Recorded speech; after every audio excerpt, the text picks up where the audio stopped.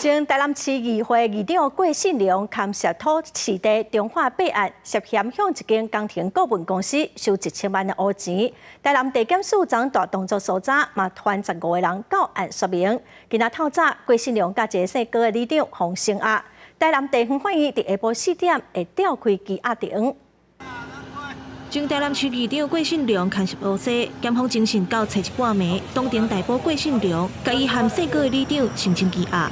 认为郭姓前议长及高姓里长涉犯贪污治罪条例，所犯为罪轻本刑5年以上有期徒刑之重罪，且有勾串共犯或证人之余等事由。经当庭逮捕后，向法院申请羁押禁见。规则案件主要是桥头地检署咧调查一间工程顾问公司，涉嫌用假人头地主对真济土地定位案违法赚皮头，一直到今年5月，高雄调查处追查金流。发现郭信良涉嫌甲工程公司收乌生钱上千万，按照郭信良phòng检举涉案的定位区，那像是安南电西主办市地定位区，2013年到今为农地转做建地，土地位值平无到1万块，即马起到20万，开发的利益是赚甲油细细。你那时候农地的时候，我这个业主他当初是买1万出头而已。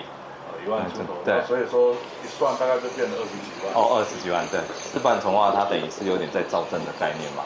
然后，所以当然很多人他会愿意去做这些投资。因为案件发生伫10当前，佮加上进前台南市议会咧拼选战，政治效应是继续咧增加。